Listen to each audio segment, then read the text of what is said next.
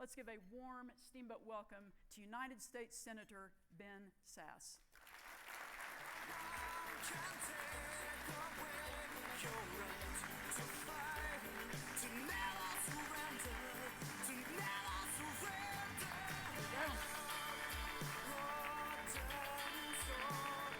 Wonderful to have you here. Welcome. Thank you. Jennifer's a lovely lady. You would never know that she's a Sooner fan. In 2020, I think I can ditch this, can I? In 2020 and 2021, we play again. Nebraska and Oklahoma start a home and away series again in 2020, 2021. So for those of you who aren't from Nebraska or Oklahoma, you should learn why football centers in those two places. It's lovely to be in Steamboat. I have never been here in the summer, and I was actually quite nervous. The goofy photo you have of me, I don't know where you got that, Jennifer, of me shouting across campus. We had lots of moments where the college that I used to lead almost went bankrupt between 2009 when I got there in 2014. And I don't know who I'm screaming about or why, but the video that I was afraid you were going to have is that I learned to ski in Steamboat. So in 1980, I learned to ski here, and I cannot imagine how hideous that footage must be. So, Jennifer mentioned the work ethic, and I want to talk about that. That's not the center of what I want to talk about, but are my kids here? Melissa, are any of my children here? They're running around somewhere. They're supposed to be here, and it doesn't look like they've showed, but I want to tell a story because we're going to talk about a lot of pessimistic stuff today, but I want to start by talking about something that's actually quite encouraging. When I decided that we were going to run for Senate, we were really worried about where you would raise our kids. I live in a small town about an hour outside of Omaha, and it's the town that I grew up in, 25,000 person ag-dependent town.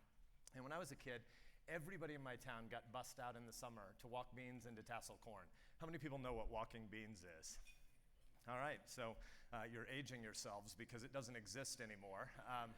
How many people know what detasseling corn is? More of you.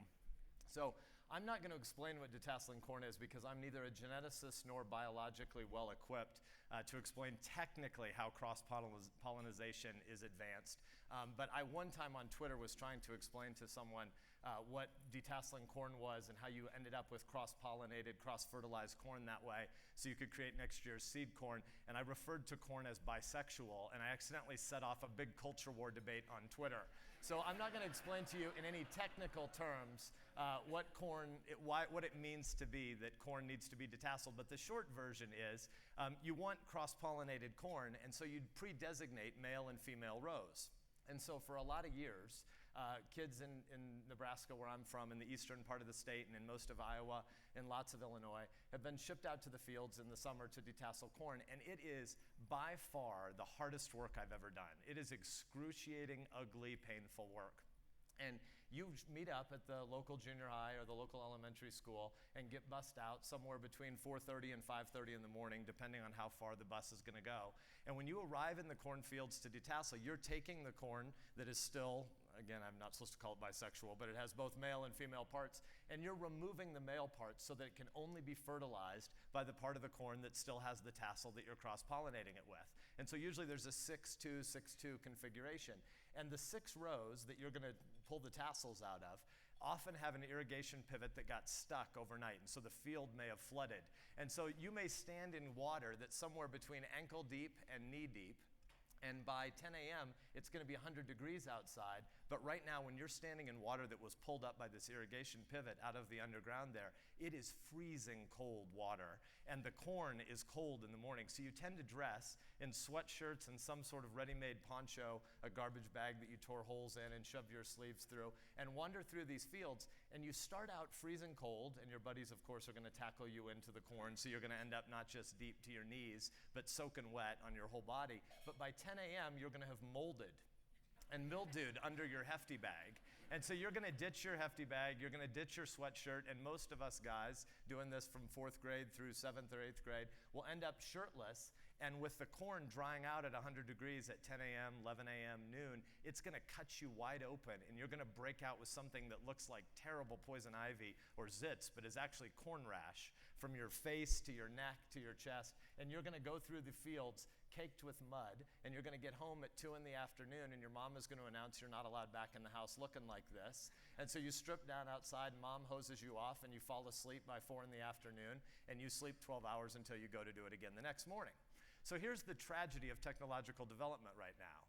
We have machines that are great at getting about 97% of tassels, which is wonderful for corn crop. It's wonderful for the beef that end up being fed this corn. Nebraska is the largest cattle state in the union. Take that, Texas and Oklahoma.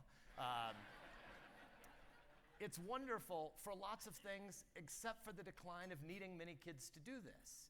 And so the work ethic that used to come with detasseling corn, that used to be half of the summer for most kids where I'm from, is now a 7 to a 10-day job because the machines do it and the kids just go through to get cleanup. And so I was worried, Melissa and I were worried, when we decided to run for Senate, that our kids would miss too much time in Nebraska. And so we decided that we're going to continue to live in Nebraska, and I'm going to commute every week. So I go back and forth between DC and Nebraska, and I take whichever of our 3 kids Melissa is most sick of at the end of any given week. So we have a rotation which kid travels with me. Our girls are 15 and 12, and our son is 5. And I take whichever one mom's tired of is my travel date for the next week. But we're still worried that this sort of buy local life and this existence that they have would mean that they wouldn't have enough opportunity to do lots and lots of clear hard work, and in particular would they miss the detasseling season, shorter though it's become. So this last spring, we decided to take my 15-year-old daughter and ship her off to a ranch. She was then 14, to participate in a cow-calf season. So for those of you who know cattle, to oversimplify, there are 3 phases of a cow's upbringing. There's sort of birth to weaning. There's the pasture phase where they go from, they're born at 50 to 110 pounds, and they go from 100 pounds to 800 or 900 pounds grazing. And then there's phase 3, which is the feedlot phase, which is the last 110 days of life, when you go from 900 to 1,300, 1,350 pounds.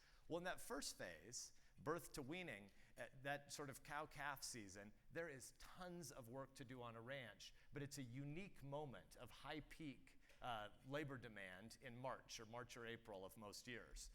And so our kids are pretty well behaved. I'm glad they're not here because I was going to point them out and talk about the parts that are and aren't well behaved and distinguish among them.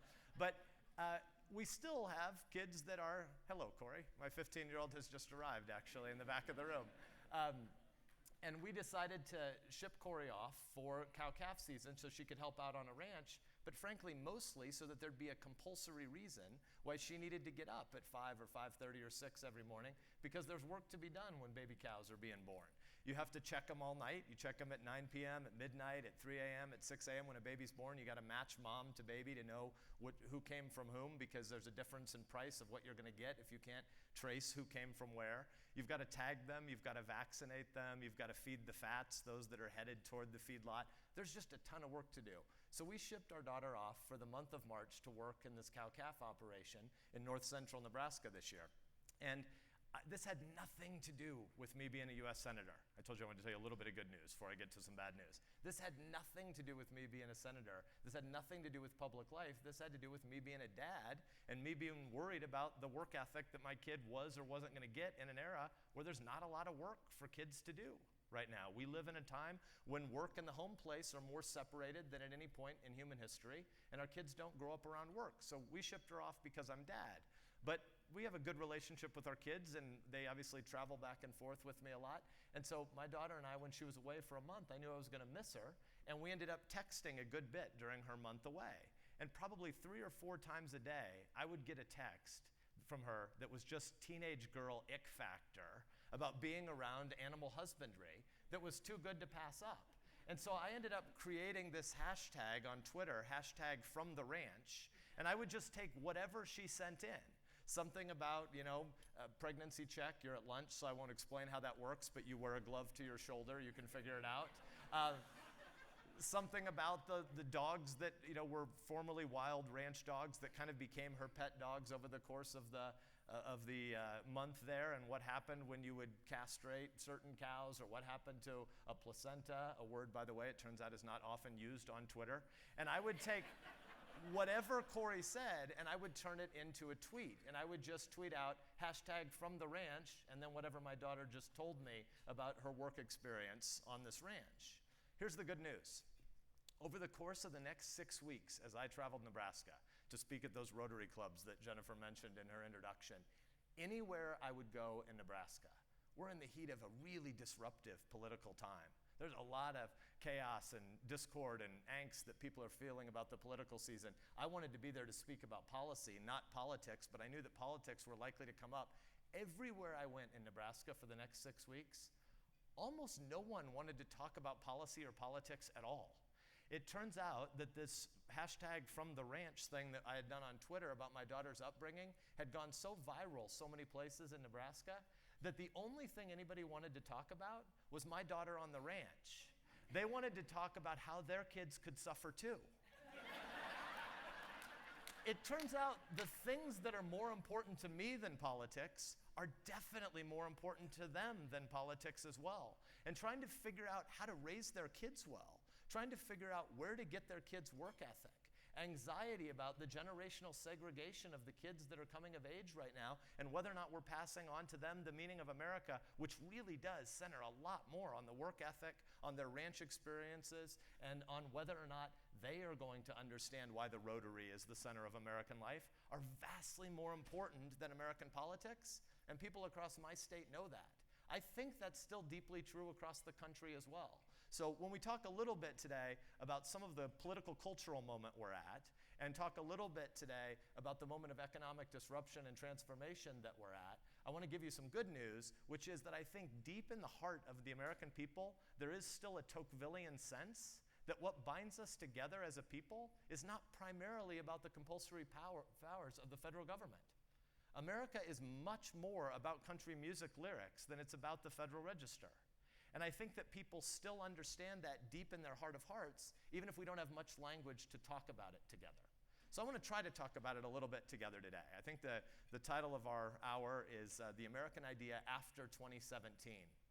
There are two things I want to flag in that, in particular in the title. The first one is the American idea. I want us to talk about that. I want us to talk about what the American idea is. And second of all, I really do want to flag that number 2017.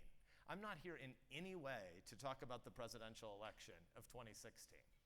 The things that the presidential election of 2016 are showing us are anxieties and issues and a lack of cultural transmission, or maybe a cultural amnesia that we have, that are much deeper than anything about one particular presidential election. So we're going to leave a decent amount of our time for question and answer, but I want to just sort of pre-flag for you. What I'm interested in talking about is something that's much bigger than who occupies the White House or who presides over 1/3 of the federal government from January of 2017 to 2021. I think the challenges in front of us are actually quite a bit larger than that. So I'd like to talk about 3 topics. First of all, I want to talk about what the American idea is. Second of all, I want to talk about why this is such a disruptive moment. Again, not the presidential election, but the era in which we sit right now. The sort of last 20 or 30 years and the next 20 or 30 years. We live in a uniquely disrupted moment, and the disruption is going to get larger. I'm a historian by background, and what that really usually means is you're a killjoy at parties. And when people tell you that this is truly unique, the moment we're at, usually the historian's job is to say, actually, there's much more continuity than discontinuity in the present moment. We're not that special. Usually we tend to think that our moment is unique just because we're narcissists and we're at this moment. In this case, what we're going through really is historically unique, and I want to talk a little bit about how the economic change that maybe we think about as disintermediation writ large is affecting almost all of our institutions right now. And so the disruptive moment and disrupted moment that we're going through, I want to segment and segregate a few different subsets of what disruption looks like in the present. And then third, I want to talk a little bit about what a national agenda would look like if we were having that larger conversation about what things we need to do together as a people and what subset of those things are really amenable to political solutions. So first, the American idea. The American idea has to be contrasted with something. And I think idea should be contrasted here most of all with identity. Because America really is historically unique. America truly is exceptional. And one of the tragedies of the last 3 or 4 years of this presidency was that moment, I think it was in 2014, but it echoed things that had been said in 2011 and 2012, when President Obama was asked if he believed in American exceptionalism. Do you remember this moment? You could see the president's wheels turning because the obvious look on his face was, no, of course I don't believe in American exceptionalism, and yet I don't think that's a legitimate political answer. I don't think I'm supposed to say, no, I don't believe in American exceptionalism. So he paused for a second, and then he said, sure, with a sort of shrug of the shoulders that means the opposite of sure. Sure, I believe in American exceptionalism. The same way that I assume Greeks believe in Greek exceptionalism and Brits probably believe in British exceptionalism. Well, that actually is to miss the entire point. It was sort of a kind of intended humility, I think, which is to say, well, I don't want to say, yes, I believe in American exceptionalism as if we think we're better than other people. That's never what American exceptionalism has meant. American exceptionalism is a historical claim about the American founding. American exceptionalism is an understanding of the fact that what happened in the late 1700s, and in particular in 1787 and 1788 in Philadelphia at the Constitutional Convention, was truly unprecedented in human history on any mass scale because our founders were making an anthropological argument. They were saying something remarkably bold, arrogant even. Our founders were saying almost everyone who's come before us in human history was wrong about the nature of governance. Think about that. The American founding isn't just about a war that started in the early 1770s. It isn't just about a disagreement with the Brits in particular. The American Constitutional Convention was working out a document that sort of finished a Declaration of Independence and worked out a whole bunch of ideas that said, we actually think most people in human history have been wrong about the nature of governance. And we think they're wrong about the nature of governance because they're actually wrong about anthropology. They don't understand the dignity of people. The American founding was a claim that rights come from God via nature, and government is just our shared tool to secure those rights. Government is not the author or the source of any of our rights. People had not believed that in the past. People in the past had believed, well, the world looks broken. They were right. It looks like there are people who would like to take away your life and your liberty and your stuff, and therefore we need government. So far, so good. This argument works. But then they said, and so since we need government, probably the king is the guy who's truly free because he has a monopoly on violence. And if the king is truly free, then everybody else is a dependent subject. They weren't citizens, they were dependent subjects, and they had to wait for the king and his benevolence to tell them what rights they have. And the American founders said, no, actually, this gets it entirely wrong. Government doesn't precede the people precede the government. And we, the people, we Americans in the 1780s, but it should be we Americans in the 20-teens, and we Americans of those we're supposed to pass this idea on to the next generation, believe something different. We actually believe that people are created with dignity. We think that people are created with inalienable rights. And we think that the government is a project to secure rights that people have. Government is not the center of meaning. Government is a necessary tool. And so the founders, they didn't put it in exactly these terms, but I think it's useful when you pass it on to your kids and to your grandkids, or when I try to teach about this to kids in the schools, I think it's useful to have two different pictures in your mind, two giant whiteboards of an island surrounded by an ocean and an island surrounded by an ocean. And then you try to figure out, how do we label the rights of the people and the powers of the government? Because the right way to think about this is different than most people thought about it in human history prior to 1788. Of course, there were outliers, right? There were Greek city-states. There were some great experiments with liberty in the late Renaissance and early modern period in Switzerland. But these are cities. These are places that have populations of 15,000 or 25,000.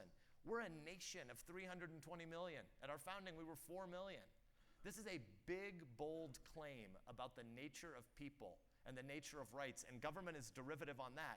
And our founders said, throughout human history, most people thought that the island was the rights of the people, and the ocean was the limitless powers of the government.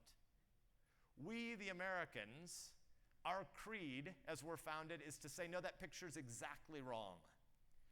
The island are the enumerated powers of the government, and the ocean is the limitless rights of the people. Think about why.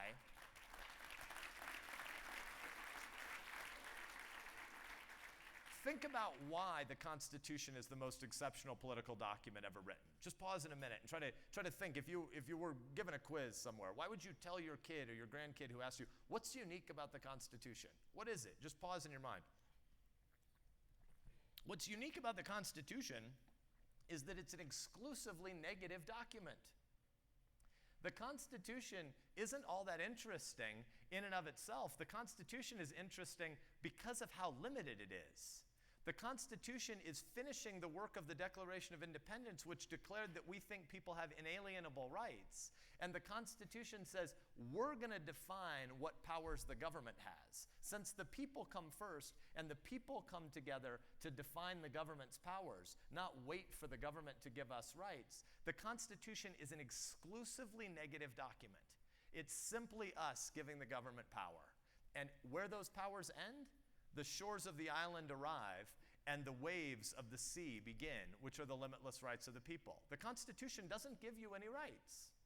And you say, well, wait a minute. What do you mean the Constitution doesn't give us any rights? We talk all the time about these great rights that we have, our First Amendment rights and the Bill of Rights. How does the Constitution not give us any rights? Note that these rights are outside of the document. Our founders did this on purpose. All of our kids should understand this. Why are all of the rights that we have, the constitutional rights, amendments to the document as opposed to in the core document? It is a catechetical device. The Constitution and the Bill of Rights in particular exists so that we can teach our kids why those rights that we have that predate government are not things that the government gives us. And so the founders debated, should we list any rights at all or not? And they decided, no, we shouldn't. But if we don't, what if the people get confused? Maybe we should just list the most important ones. And so they settled on a compromise, which was to list 10 of them outside the document, just as a way to say, these are the things that are truly inviolable, just if you need some examples. And so they said, so let's list the most important thing first. And so the First Amendment will be the prime place. What is the most important right? What's the First Amendment? It's a dog's breakfast.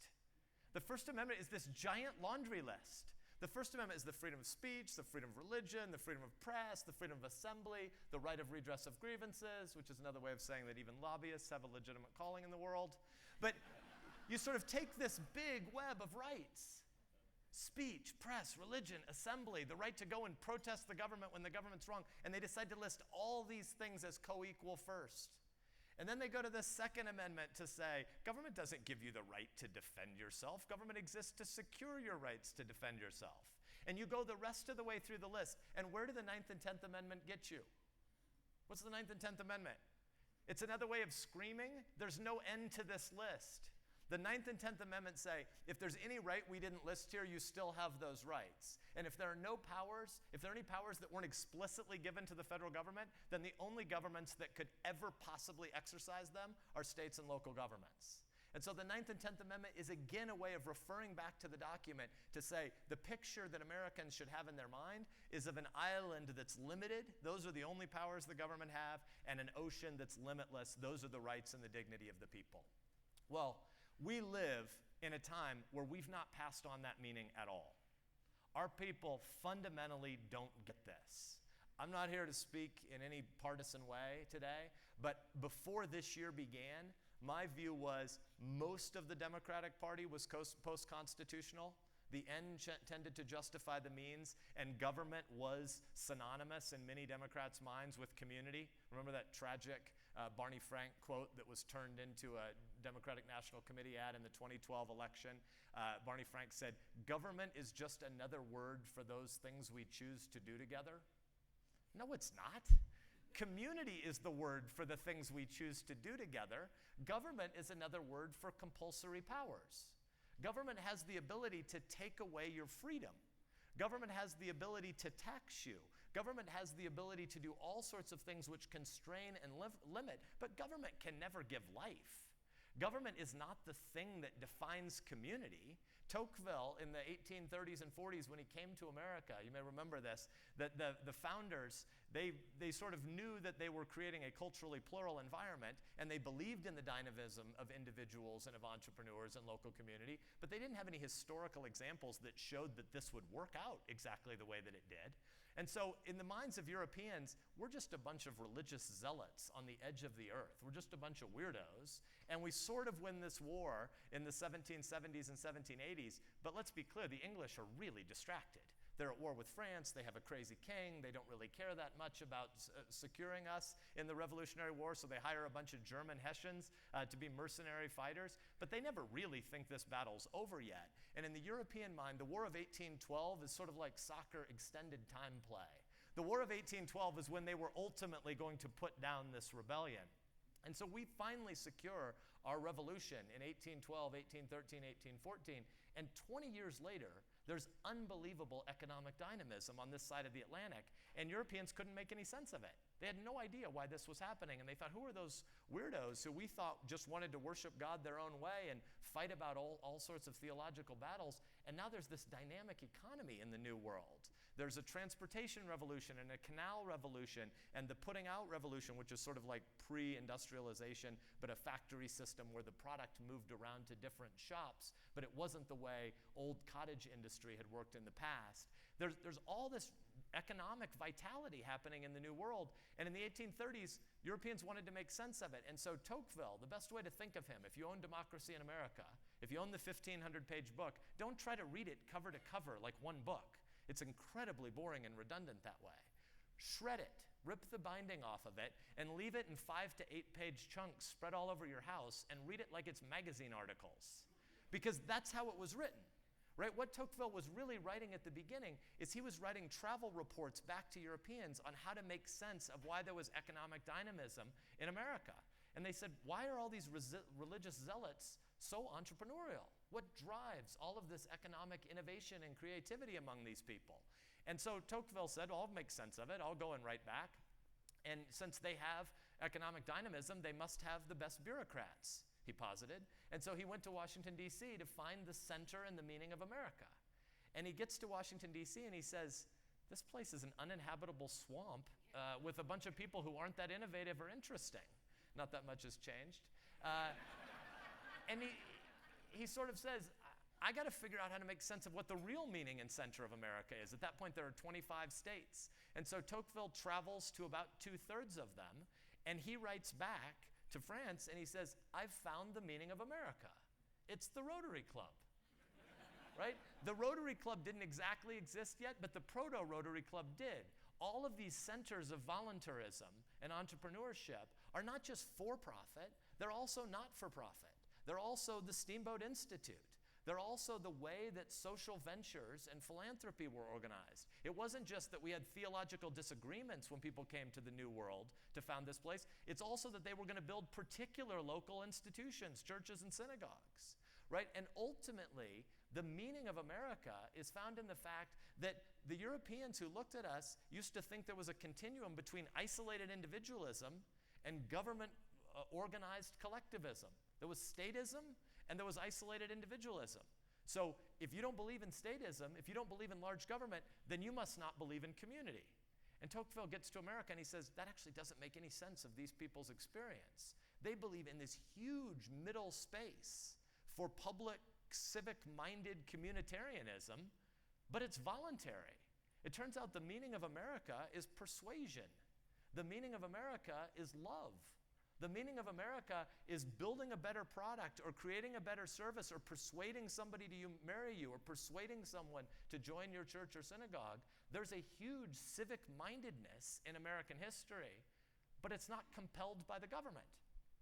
Well, today, we live at a time where arguably the most horrifying stat you could use to cite what's wrong in America is that 41% of Americans under age 35 today, 41% of people under age 35 tell pollsters that they think the First Amendment is dangerous. How could the First Amendment be dangerous? Because you might use your freedom of speech to say something that hurts someone else's feelings. Actually, that's the whole point of America. There are a whole bunch of really big things that our forefathers and foremothers disagreed about, and they decided that they would form a polity, that they would form a community where those really important things, those pre-political and trans-political things, the more important things than politics, can actually be haggled about by people who are voluntary agents with souls and wills and need to be persuaded. They can't be compelled at the end of a gun to believe something differently. You can't ultimately compel people to innovate and create great new jobs and services and great new technology. That has to come from a wellspring of motivation and interest and love and a desire to serve a neighbor.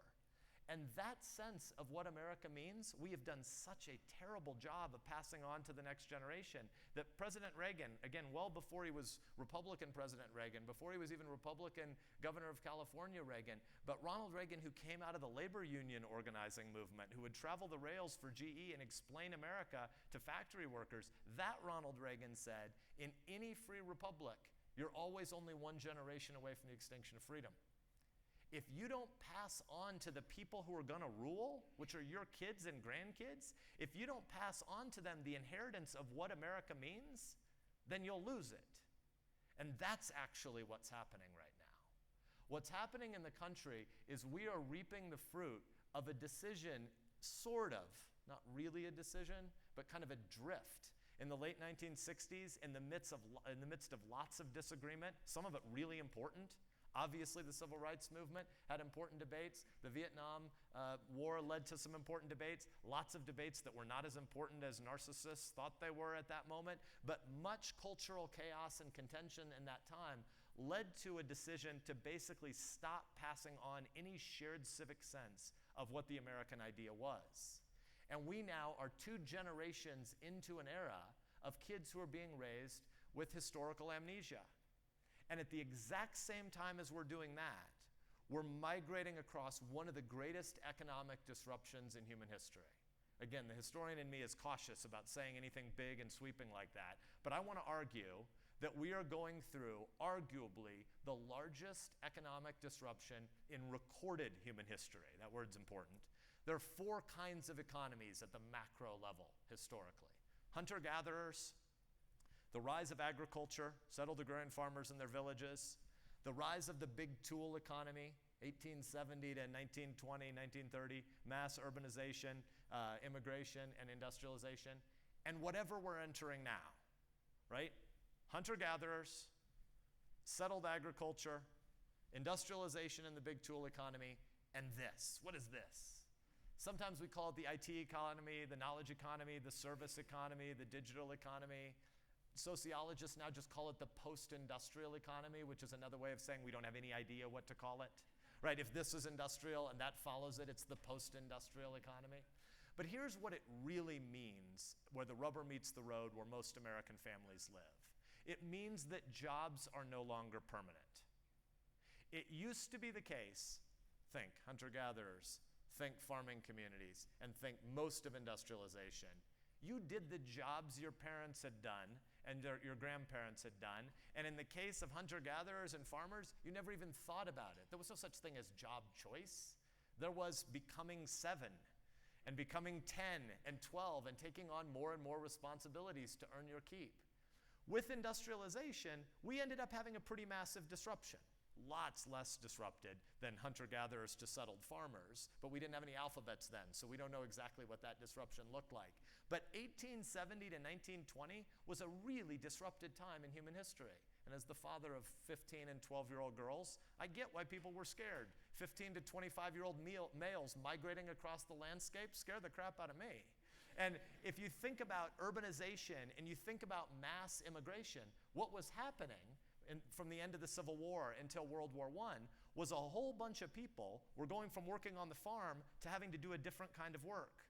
I promise I won't nerd it out with too many stats, but one stat is, at the end of the Civil War, 86% of Americans still worked on the farm. End of the Civil War, 86% of the people work on the farm. By the end of World War II, 60% of Americans live in cities. Think about that change. 85% on the farm till only 40% on the farm in 70 years.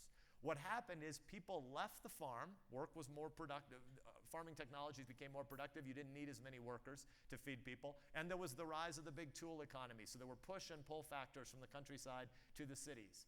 People were scared to death. One of the most disrupted times in American political life is progressivism. And what is progressivism? It's not much more than the response to trying to figure out how to remake society in an era of mass immigration and lots of industrialization and the rise of cities that people hadn't known before.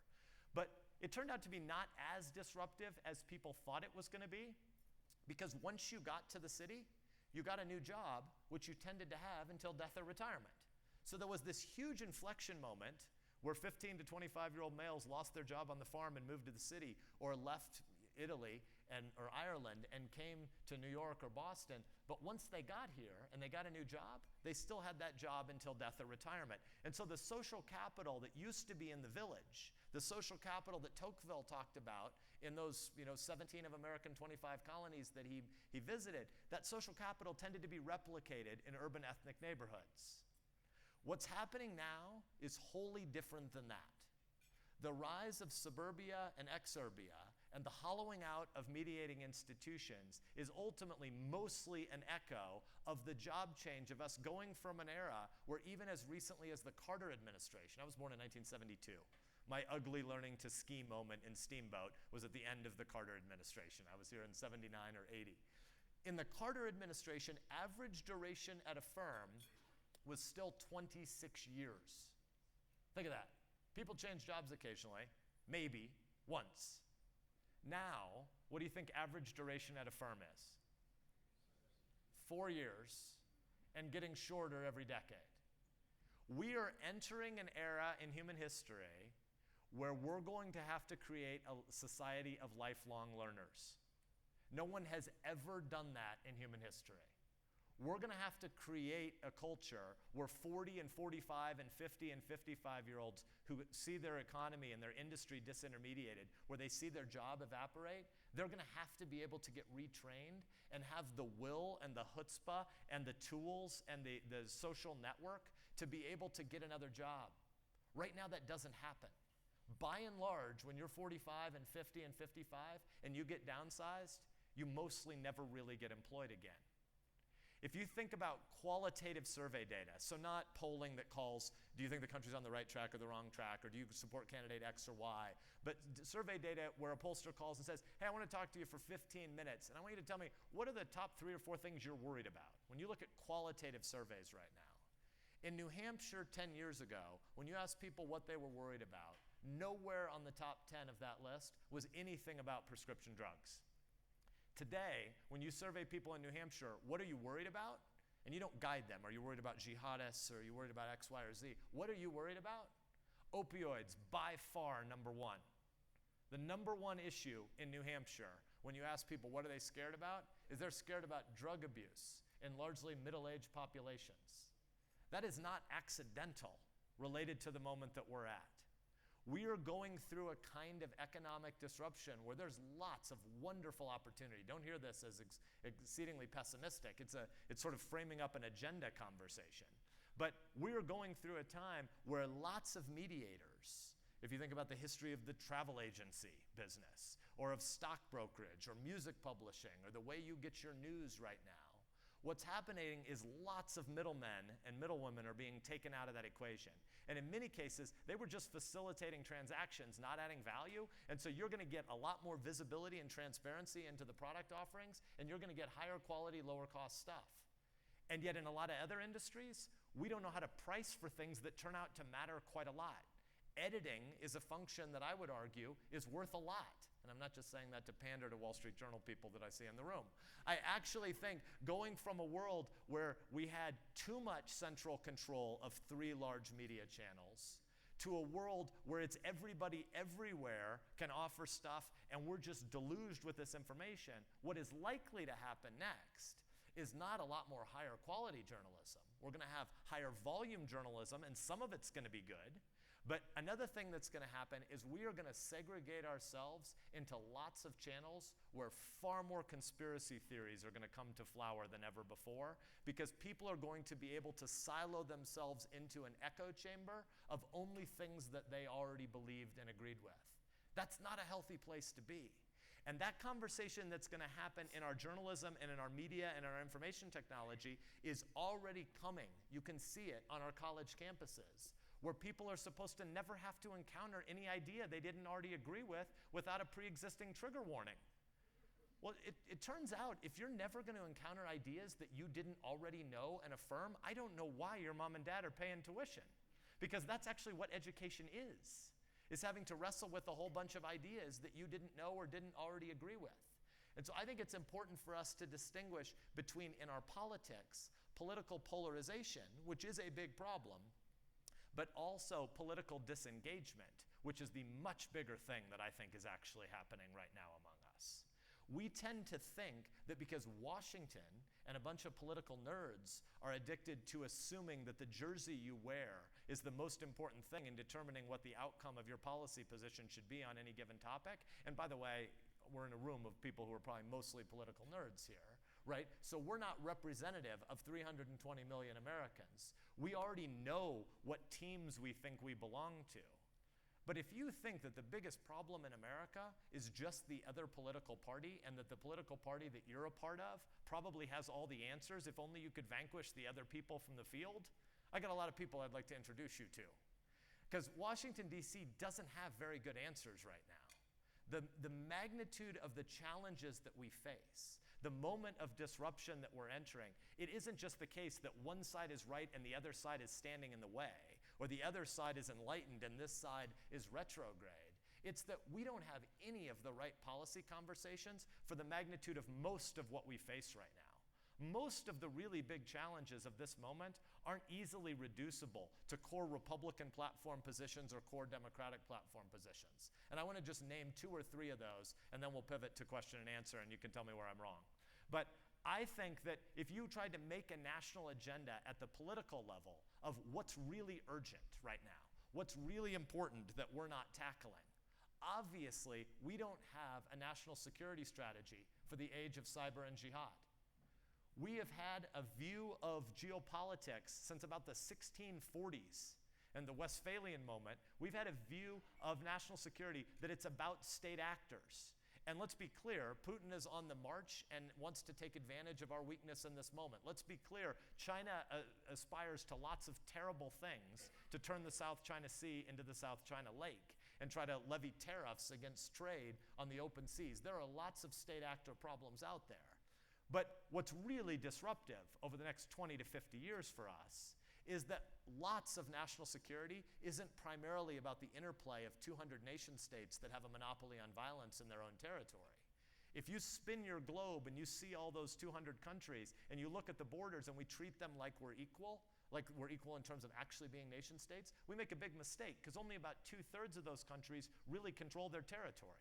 About 1/3 of all the countries on the globe are more like Afghanistan or Syria or Libya or lots of places in North Africa where there may be some entity that has more power than anyone else, think the Taliban on the eve of 9/11, but we weren't attacked by the Taliban, we were attacked by Al-Qaeda, which exploited the vacuums of ungoverned spaces in the territorial borders of what had been Afghanistan.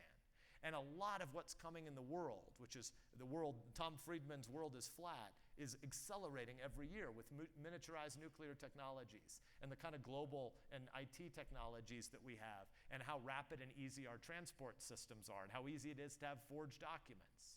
We're heading toward a world where the distinction between the Taliban and Al-Qaeda should be a distinction that all Americans understand, not just policymakers understand, that a lot of the dangers and the threats we face are from jihadi-motivated people who are going to self-radicalize in place and create their terror networks, not something where they had to go somewhere to travel and be trained by something that looked a little bit like a nation state. We don't have a national security strategy for the age of cyber or jihad. We don't have any seriousness about tackling the entitlement crisis at the present moment. Again, I'm not here to talk about the presidential campaign, but it is sort of ironic that the Republican Party a year and a half ago, you would have bet that the party I'm a part of wanted to take entitlement reform seriously. We had 17 candidates. 15 of them probably would have given credible, honest, math, verifiable answers about the entitlement crisis that we're facing. And we ended up at a place where the Republican Party is appearing almost as indifferent to telling the truth about entitlements as the Democratic Party. And I won't parse the numbers, but the only thing I'll say is if you're one of those folks who likes to regularly cite the $19 trillion number, which is the public debt number, we should go back to the drawing board as a people, because the $19 trillion number is almost irrelevant. $19 trillion is just the sum total of intergovernmental transfers and the publicly held bond debt. The number that matters is the unfunded obligations of the US government, and it's more like $75 trillion. So even when we try to be serious, we use a number that's, less than a third of the real number of what we have to tackle. And then third and finally is this topic we talked about a little bit, which is economic disruption and what the policy implications, the cultural and societal and familial and social network implications of figuring out how to navigate a world of lifelong learning and job disruption are far more important than the policy responses. But there are a whole bunch of downstream policy responses in the K-12 space and in higher education and job retraining. And where are any of these conversations on our national agenda right now during this moment of a presidential campaign? They're not there. So the American idea that we have to pass along to the next generation is, when we get to this new disrupted fourth world of the digital economy, what will entrepreneurship look like? What will cultural pluralism and a robust defense of the First Amendment look like? What will it mean to be able to say that the meaning of America is still centered in institutions that look like the Rotary Club, where people actually live, where they know and love their neighbors, and where they actually want to do good, not just wear tribal labels about some distant fight in Washington, D.C. that isn't anywhere near up to the task of the moment we face. That's the challenge before us. Thank you.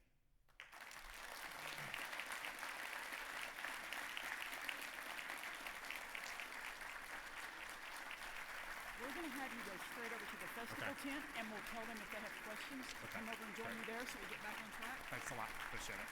Thank you.